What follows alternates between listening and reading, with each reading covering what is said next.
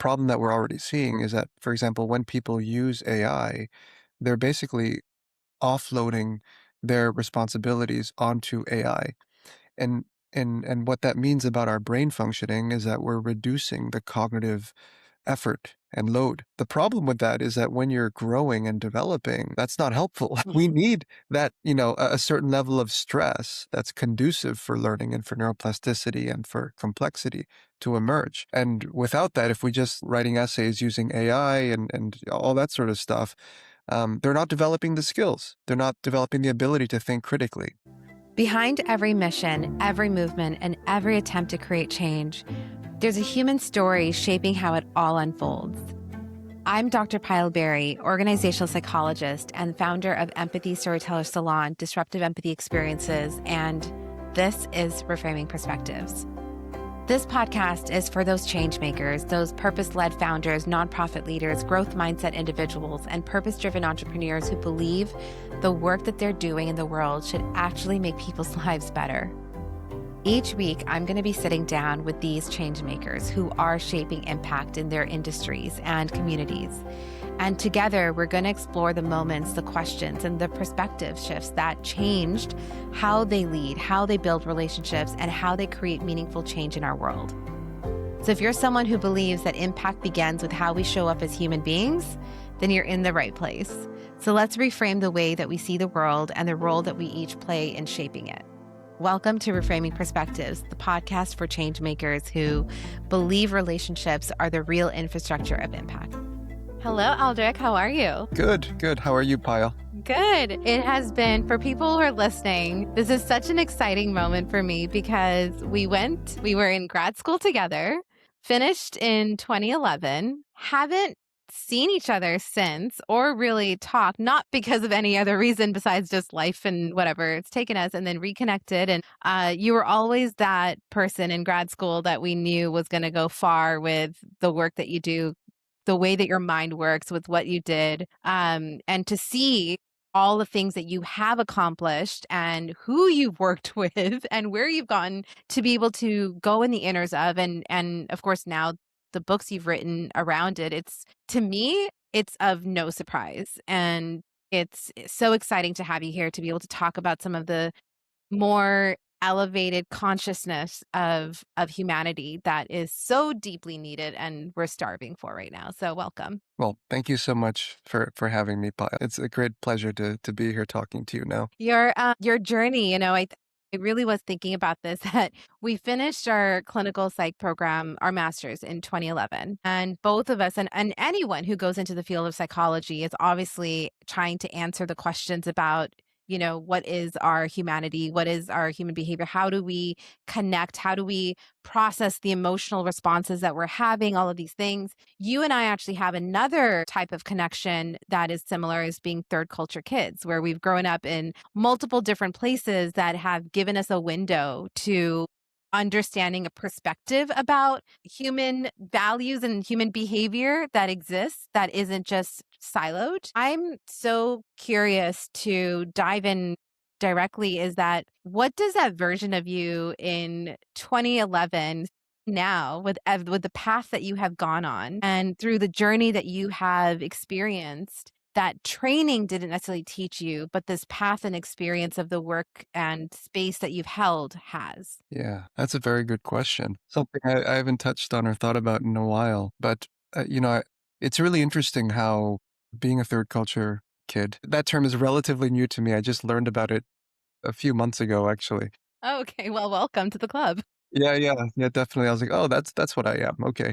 But, there's a great benefit to it, despite the sort of feelings of being somewhat lost or feeling like there is no quote unquote really real home base. One of the things that I think it really, at least how it impacted me, is it helped me become very, very flexible in my ability to, well, adapt to different cultures and different settings. By being exposed to such different cultures at a young age, it sort of primes your brain to be open-minded, right? Which is such a central quality to the work that we do. And so in the beginning, and I will say it wasn't an easy process, in the beginning, we aren't really aware of, at least I wasn't really aware of my cultural identity, nor was it that important to me until stereotypes and all sorts of other pushback, we might say, or racial comments have been thrown out and things of that nature that tend to emerge through experience. And then you become very sharply aware. And for me, the first thing that happened was this identification with the dominant culture, right? Mhm. Trying to just blend in, trying to be, well, even though I grew up in Costa Rica, it was an international school, it was an American school, and this, how would I put it? It's very westernized, right? And so I tried to be very Western, right? That was a sort of big draw for me, and I was rejecting my own culture in many ways. And eventually, what happened was I started to recognize the value of my own culture and my own people as, you get older and you become more mature about these matters. And then, however, I started rejecting the dominant culture to some extent, thinking, why was I so quote unquote whitewashed, Yeah. rejecting those aspects of myself. But, you know, eventually you come to then realize that you don't need to choose one or the other, right? And what you can end up doing is integrating those different parts of yourself. And you mentioned the word values, and I think that's really what it comes down to. What are the central values of the West and, the East and wherever you're from that can be integrated into a whole and that can be selectively used in particular environments, right? That can benefit your life in some way. How do you be adaptive yet genuine? And I think that reflects one of the first principles of nature, by the way, for the newest book, creativity. And to me, that's what I would say, how I ended up, really processing it and coming to an outcome that ended up being quite beneficial. Yeah, I think what you just really also spoke about so beautifully is talking about this journey that humans have of that, because of the way that our brains function, that we have to choose a category and so that we can make things a little easier for us to be able to process. But I think it ties very well into the work that you've done as well to think about that humans have been immigrating and moving for thousands of years. So even this evolution of culture, values, and who we are is going to continue to evolve. And the more that we create flexibility and the neuroplasticity just continues to allow us to adapt to recognizing that who I am in this moment, as whether it's a third culture kid, whether it's an immigrant, whether it's a person who grew up in the farmlands of Nebraska and then moved to New York City and lives in, one of the most deepest, densest areas, that change in itself is going to then change the next of kin for that individual. That's going to change the values and change the evolution of our society. But we try to cling so much to what we see as a sign of comfort, which is our traditions, who we are, because this is identity of like what we believe in. And so that makes it hard for us to recognize that evolution of how we operate is going to continue to change and evolve and to be more accepting of that. But that's something that I think right now in this modern day of life where we're seeing such rapid paces of change, that is really hard for the human brain to understand and wrap our heads around, like we're seeing with AI and we're seeing with the changes that are happening in our economy, in our world, in our society, and the fragmentation that we're having. You really bring it all of this back to this one particular argument and point that this all really began 2,500 years ago. And I'm so curious to understand that what was it about 2,500 years ago, as that's the marker that this evolution of us as humans starting to move away from us being in one with nature, with us being true to ourselves and our humanity. What was it about 2,500 years ago? So the 2,500 years was actually a little more related to the Taoist philosophical documents that emerged. It actually started even before that. The argument would go that it actually began probably around 10,000 BCE with the agricultural revolution. Before that, there are different estimates, but 95 up to 99% of our human history has been spent as hunter-gatherers. And that's a very large percentage of our species history, and it's a very tiny percentage that is now, that we've been living in the way that we're living today. And because of this big difference, one thing to note that just that biologically speaking, we have barely changed since those days. Yes, there is such thing as, of course, neuroplasticity and even what we call phenotypic plasticity, which is at a genetic level. But nonetheless, there are certain what we call mismatches between the environments that we originally evolved for versus the environment that we are currently inhabiting that leads to all sorts of problems in our everyday lives and even as a society. So what was it that happened? Well, the agricultural revolution basically was the beginning of, farming and sedentary living. Before that, as hunter-gatherers, as you kind of pointed out, we were nomadic. We were always on the move, right? And moving from one place to the next. And what was consistent with us are the people that surrounded us. And that points out all sorts of other important things like the magnitude of importance of human connection, for example. But let's not jump too far. Let's go back to the agricultural revolution. We're living sedentary lives all of a sudden. People don't have to be moving 20,000 steps a day in order to survive. And when that happens, all of a sudden, and if we look at our culture today, actually, the average Westerner is moving about 4,000 steps a day, and there's a I huge, mean, sometimes I hit 300 steps a day, so it's a win. yeah, yeah. So, and just to point out that from a practical perspective, if we look, we don't, I'm not, so my book is not about us returning to become hunter gatherers. It's about really integrating the modern with the values from the past, the ancient past. Um, that lots of people are becoming more and more familiar with. And the idea here, right, and this is a perfect example, is, well, if you look at the science, what is empirically supported? How many steps would be ideal? And it's usually around 7,000 to 10,000 steps, which is sort of in between how much, unfortunately, we are walking every day versus what hunter-gatherers tend to average, which other estimates show 14,500 and 18,000, and it differs depending on what we're looking at, but they're all above 4,500s for sure, right? And so that sort of middle ground is a perfect sort of estimate. And so the same thing is happening today with AI, as you pointed out, and I think the exact same thing is occurring because we don't.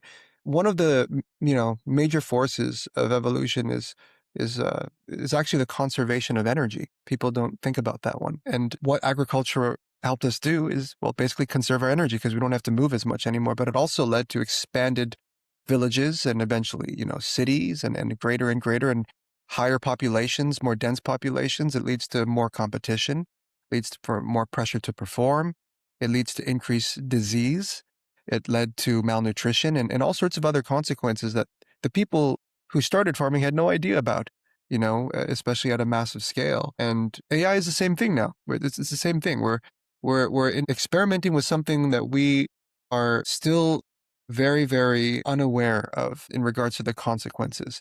We're now just figuring out some of them. Like for me, I get lots of patients, sometimes kids, who have, for example, no social skills or very poor social skills, right? Or people who are in relationships who are unable to argue with each other face to face, and instead they're sitting next to each other in the room, but they're texting each other on the phone because they can't express themselves, they can't regulate their emotions. Like these are basic skills that we all learn as we grow up and interact with each other. But technology, not just AI even, but the internet and everything has changed the game completely.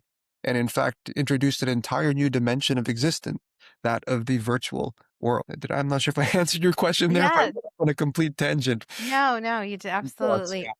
Yeah, but I think that's right there is what you're talking about is we haven't changed much biologically from the caveman hunter-gatherer's time. Yet our environment and our society has continued to rapidly shift in especially in, I would say even since the Industrial Revolution and since, I always say pre-internet days, the 90s versus the 2000s and again now with AI. What at the same time though, the evolution of species in order to exist requires them to continue to shift to some degree, right? To be able to evolve, to be able to then survive in the environment that they're creating. And so there's two things happening here. We're evolving too we're evolving faster than our bodies are able to adjust. And we're not also going to stop evolving the technology because of the societal values that we have placed onto capitalism and whatever it may be. So, as you're talking about this shift that you see with your patients, with your clients who are limited social skills, where they're not able to argue, they're not able to build relationships, and relationships being such a core part of a necessary survival tactic for humans. What do you think that the dangers are of the society that we're creating and starting to really it's unavoidable? Yeah. So one thing I wanted to comment on, and it actually directly relates to this also, the technology is evolving faster than our bodies can match it, right? Mhm. And the idea here, right, is, and the problem that we're already seeing is that, for example, when people use AI, they're basically offloading their responsibilities onto AI. And what that means about our brain functioning is that we're reducing the cognitive effort and load. The problem with that is that when you're growing and developing, that's not helpful. We need that, a certain level of stress that's conducive for learning and for neuroplasticity and for complexity to emerge.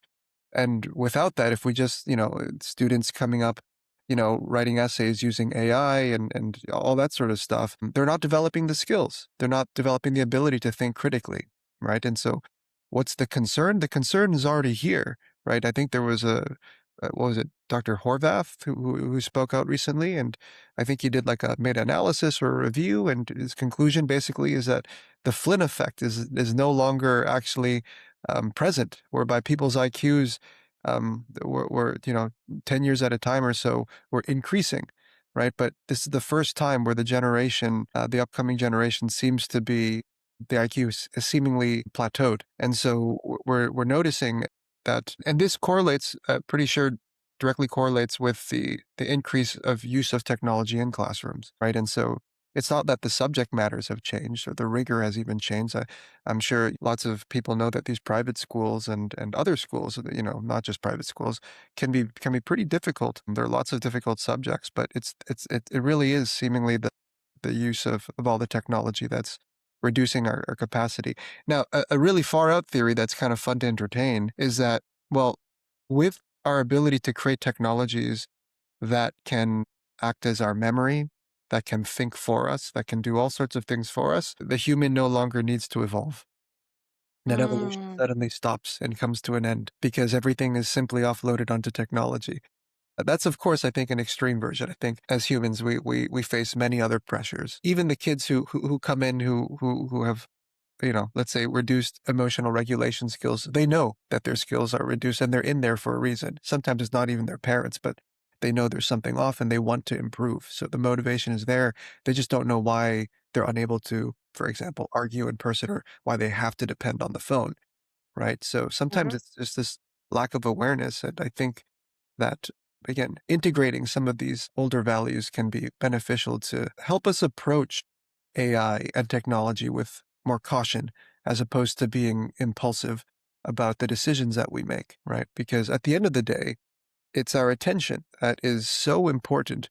I really liked how McGilchrist talked about attention as a moral action, that attention is a moral act. Like you don't think of it that way usually, right? But why is it a moral act? It's a moral act because what we attend to ends up defining much of what we learn and can define how things come into being and can define how we experience the present moment, right? And if we think about technology, everyone's trying to capitalize on our attention, right? Sell us Yeah, products, sell us ideas.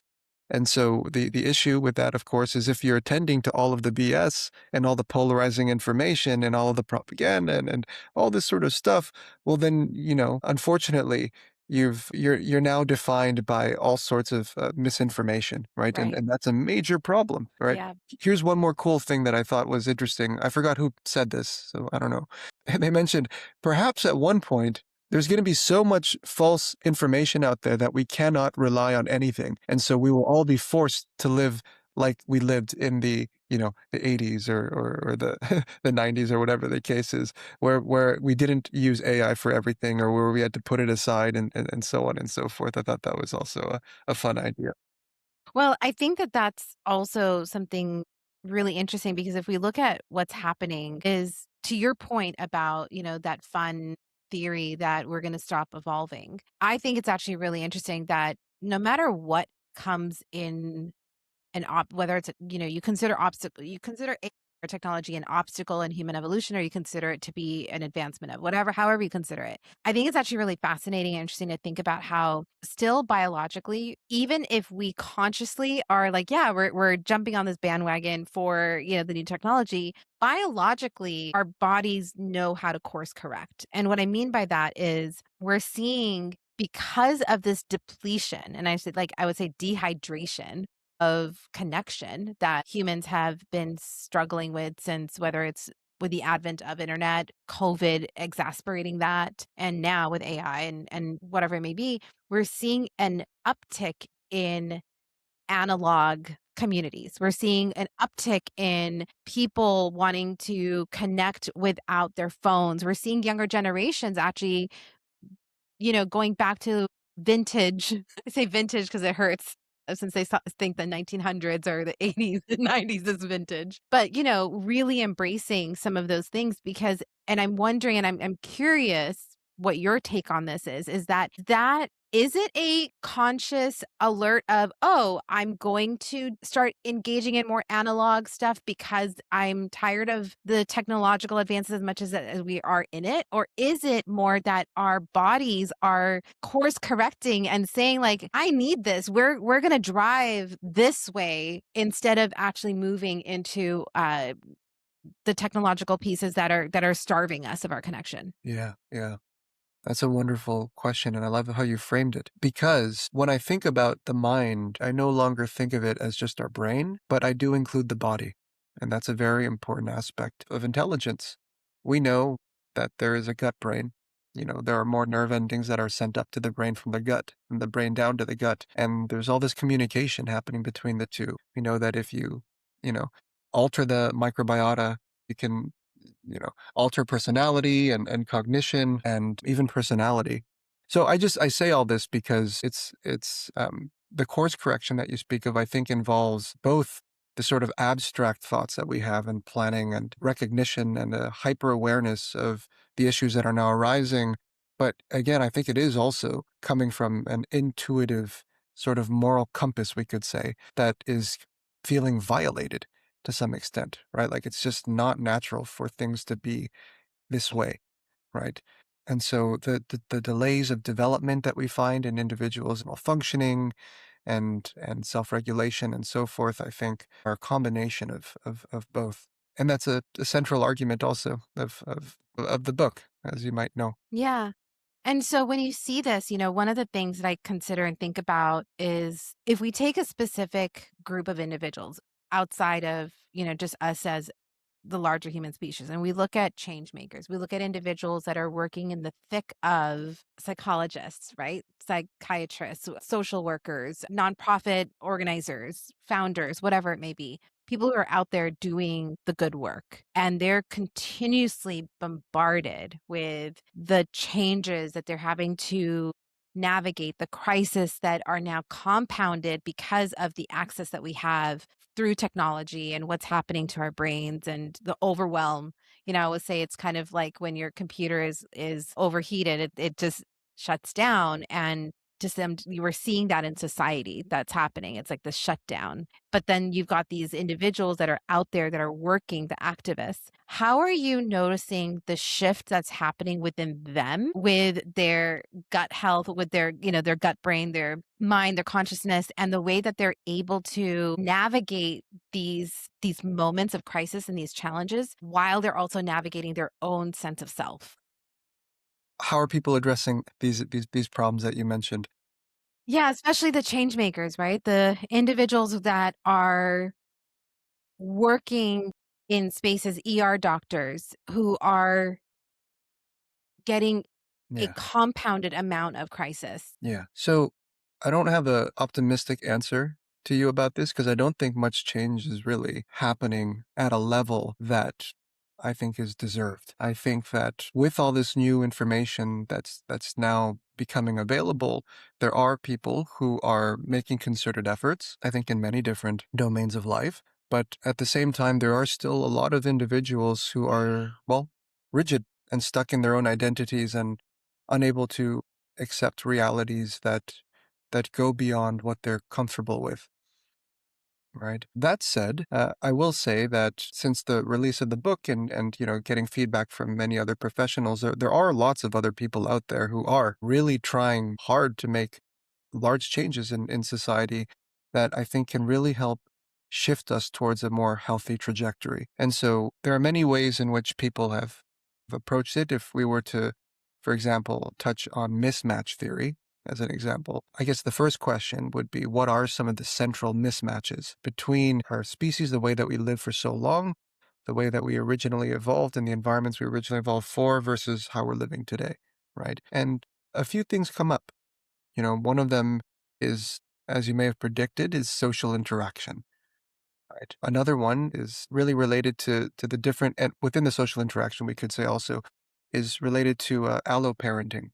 What's alloparenting? So alloparenting is the idea that there are multiple parents for a single child, Right. right? Okay. And these days, for example, it's very common for two parents to try and raise a child on their own. Hmm. The problem with that is that the two parents are usually working.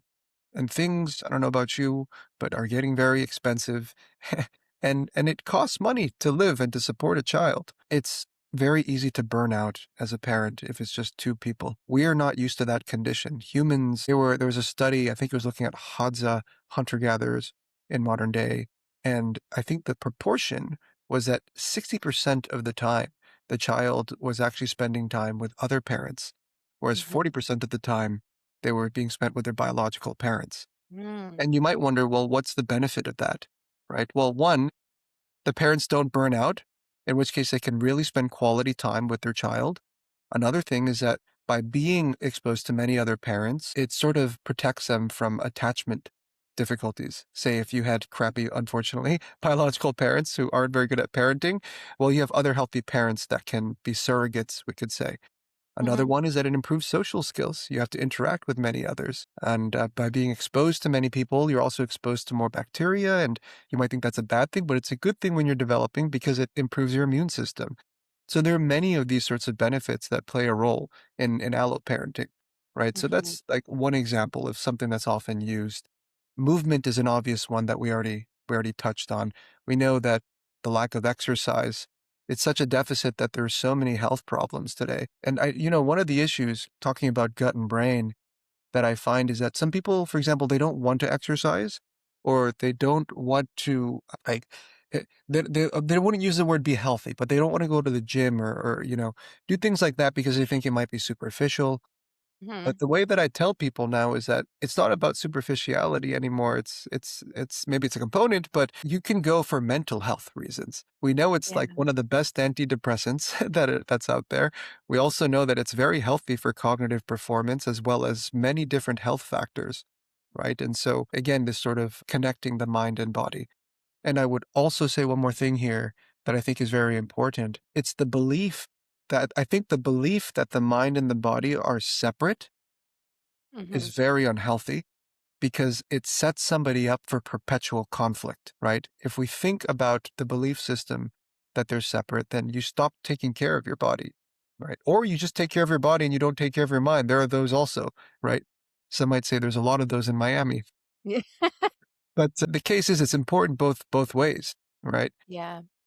You will be in perpetual conflict if you think that your mind is where all the purity comes from and all the amazing decisions you make and all the bad decisions and all the sin is attributed to the body because you exist in a body and there's no escaping that, right? Except for death. So, There's 2 things here that I wanna comment on. First one is someone said this to me a long time ago, it's always stayed with me, is that we've really reversed the way that we function in our bodies. Our bodies are meant to move and our brains are meant to be still, and we flipped it where we're continuously racing in our minds and we're staying very sedentary in our bodies. And so it stayed with me and I was like, "Oh my goodness." And so every time you're in that state of anxiety, chaos, and nervousness, it's reminding yourself in that moment that it's because you've literally flipped the function of the way that you're supposed to function in your mind and your body and the connection you have there. And The second piece about this that, I think it's so true and why we have separated that again goes back to capitalism is that the way that the more that we can show people, that you have to function in this individuality of who you are and the way that you operate, the more beneficial it is of buying back your community and buying back all the things that you need. But to go back even one step further, when you're talking about alloparenting and that hunter and gatherers, I think this is where, again, I go back to that, what we were talking about the course correction, because what we're also seeing in specifically in the United States, because of how we've gone to, I would say, hyper individualistic culture. We're seeing a return now where you're seeing more and more, first of all, individuals who are remaining single, child free, whatever it is, that they are now starting to come together and live in a commune. You're starting to see single mothers come together and live together to raise all of their kids together. You're seeing friends that are buying homes on a compound together and living to be able to take care of each other. So we're seeing this return again of things that are not working in our society and that have been fractured on purpose in Mhm. order to create and perpetuate the markets that in the industries that benefit from it. And yet our human craving for connection and our human craving for coming back to society and coming back to community is bringing us into this space where we're seeing younger generations, because of our economy, we're seeing younger generations living now in joint families again. Grandparents are now living with parents and raising their grandchildren. We know that there's a relationship of grandparents living longer lives because of the happiness that they get from being around their grandchildren, and grandchildren's actually building more healthier self-esteem because of being around grandparents. But everything that you're talking about are things that I also just think about as someone who belongs to a collectivist culture. And, when we think about Indian culture, it is that everyone is raising you. You're in a community that you see this in other cultures as well, and people talking about that when we were growing up in the 80s and 90s, if another parent yelled at you for doing something wrong, your parent doesn't care. Like they're like, you probably deserve to get yelled at for that. You probably did do something wrong. And now we've created this helicopter parenting that is, how dare you and we're building fragility in being able to handle emotional capacity of what you're talking about. But again, all of this, what you're talking about, the alloparenting, the way that we are functioning in the society, it's like I just continue to go back to what you're saying in the seven principles of nature of we're course correcting ourselves even without our conscious awareness of it. Our bodies are asking for it, and we're having to give in to that. And so I personally believe that we are moving back into a collaborative, community centered space, because if we don't, I do think that we're going to create extinction for ourselves. Yeah. Yeah, social connection is so, and I loved everything you said, by the way. Social connection is so important that we know that, for example, in the brain, when someone is isolated socially for just 10 hours and you put someone in a brain scanner, what they'll find is that these ancient areas called the midbrain dopamine circuits, those tend to fire, similar to somebody who is fasting for 10 hours and is being exposed to food cues. And so, we know we need food for survival, but we also need social connection for survival. The other fascinating thing that people have found in studies relates to physical pain and social pain, right? This idea that, well, someone is being mauled by a bear to death versus somebody is being rejected on social media. Why is it that the consequences, if the person survived the mauling of the bear, can be so similar? And the sense of people feeling so hurt or fearful at the end of the day? Well, it's because there's extensive overlap in the regions. When someone is in certain regions, specifically the anterior cingulate cortex and the ventral medial prefrontal cortex for the brain nerds out there, when someone is socially rejected or when somebody is in physical pain. And it helps us better understand why people who are on social media can feel so hurt when, let's say, they don't get enough likes, or if they're getting cyberbullied in some way or feeling rejected from the community, right? Because our brain registers social rejection as death, right? In severe circumstances. So So yeah, I just wanted to make those comments and say that everything that we're talking about right now, by the way, it falls into the first theory of the book that I introduced that I called the SAD theory. And the SAD theory, it's not seasonal affective disorder, but it stands for, in this case, separation, alienation, and discord, which are three phases that I use to track how we've strayed from nature.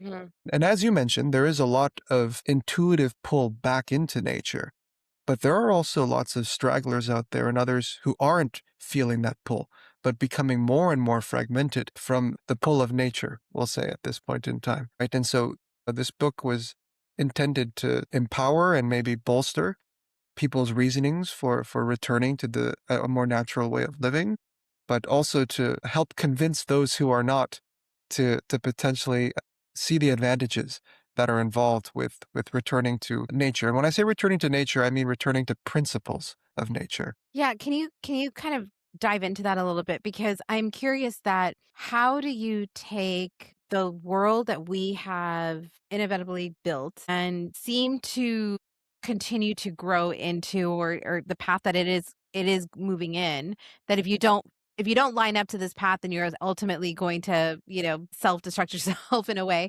but you're not going to be part of that society or community. For the way that we are moving and how we're moving, how do we instill these seven principles of nature, and how do we return to living in a way that is in alignment with how we are meant to be living in a society, in a world that is not aligned to the way we're supposed to be living? Right. Yeah. Yeah.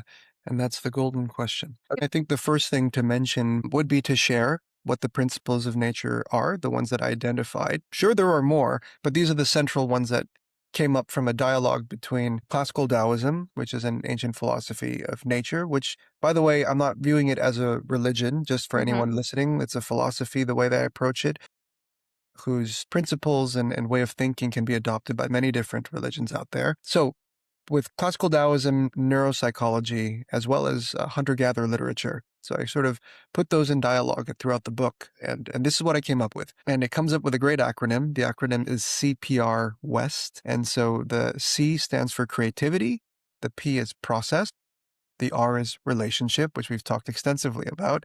And the W for West is wholeness. The E is equilibrium, which is a slightly deceptive word. The S is spontaneity, and the T is transformation. So I was thinking, well, at every single level of analysis, when we think about, from the perspective of physics all the way to biology, from cells to networks to our minds and so on and so forth, what principles are there present? And those are all principles that I believe are all present within all of those different domains. And I provide examples throughout all of these different ways of thinking. So let's just speak about one of these principles, because the return segment is all about elaborating on these principles and how they actually apply to somebody's life. So when I say creativity, I think most people tend to think, well, I'm not a creative person. I don't play an Right. instrument or I don't write poetry. And Or I I'm not don't talking dance about or something. like, Yeah. yeah, so I'm not necessarily talking about that type. I'm not talking about creativity as a quality. That could be a part of it, a subcomponent for sure. But I'm actually even speaking from a more base perspective, that being that we are continually being created and recreated every single moment. We are in a continual act of creation. We are in a continual act of becoming, continually changing. And that would mean, if you agree that that is a principle of nature, right? Then that invites a certain way of being in the world. And that invites the way of being that's specifically related to being open, right? Being open to change. Change is the action of creativity, is the way that I frame it. And one of the things that I think lots of us face as a major problem is uncertainty. People are afraid of uncertainty.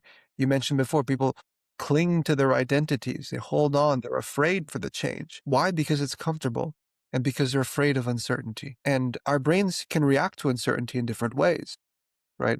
The first way, the one that I think most people think of again, amygdala, fight flight Right. circuitry goes off, and our frontal lobes are seeking for threats all around us, right? Threat. And they think of all the possibilities being all the negative possibilities, not the positive possibilities, by the way. Right. Right. Because we're built for with more. We're built to pay attention more to those than we are built to for anything else. Right. Yeah. Well, what's interesting about that, by the way, when we reflect and think about a memory, in the past, we tend to think about more negative instances. There's a negativity bias. But when it comes to prospection or simulating future events in general, we actually tend to have a positivity bias because it gives us hope and it keeps us moving forward, That makes right? sense. But in the case of uncertainty, it is certainly true that most people tend to think about the negative possibilities, right? So what I just shared with you is one way that someone can handle it. Not a very productive way, mind you, right? Because it doesn't really lead us anywhere, right?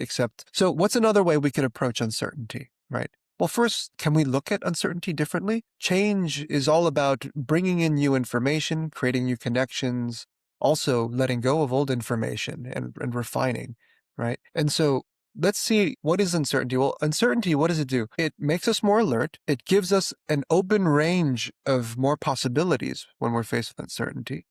Without uncertainty, there's no adventure in life. If everything was certain, everything would be predictable and life would be pretty boring, I think, for most people, right? Yeah.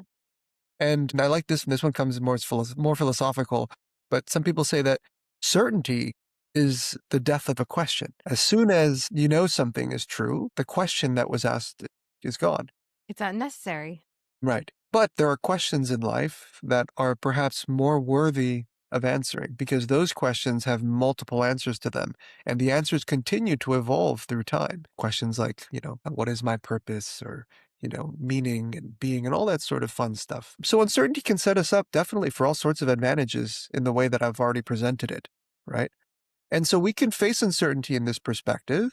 And when we are faced with an uncertain event, you can approach it differently. Instead of viewing the uncertain event with certainty or coming up with your possibilities, approaching it like a curious scientist would approach data as they're making an observation, right? Just looking at it just as information and energy, and it's coming my way, and I'm just collecting this data that's going to help inform me for my next move. It's not necessarily a good thing or a bad thing.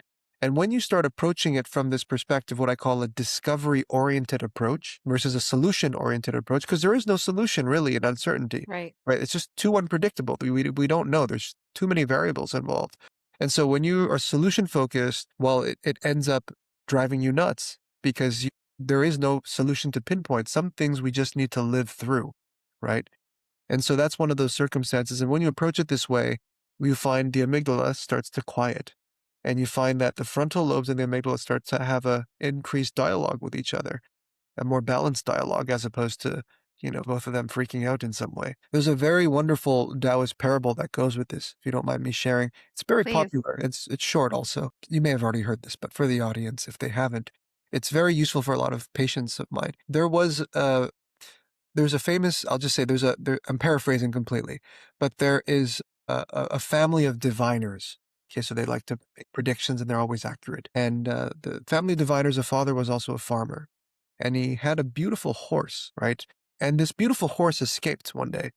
When it escaped, the villagers stopped by and they were expressing their sympathies. How unfortunate that your horse has left. But the father just looked at them and said, "This will be great fortune. This will be good fortune." And they left scratching their heads like, what's going on here? This doesn't make sense. And they're like, okay, the guy's just crazy, whatever, right? 5 days later, the horse comes back with 5 other wild horses. And so the villagers stop by and they say, wow, this is such a fortunate event. You have 5 more horses now to your stock. That's amazing. And the father looks at them and says, this is going to be a calamity. This is going to be misfortune.